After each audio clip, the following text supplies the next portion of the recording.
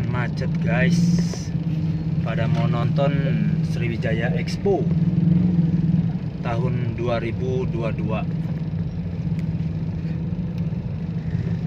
Macetnya total full.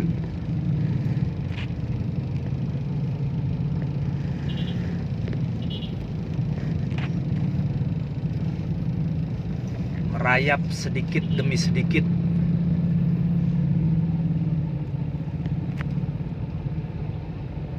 Motoris maupun yang dengan mobil semuanya merayap.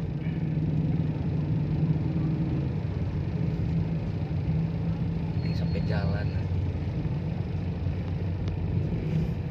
Antusias warga untuk menyaksikan Sriwijaya Expo tahun 2022 sungguh luar biasa.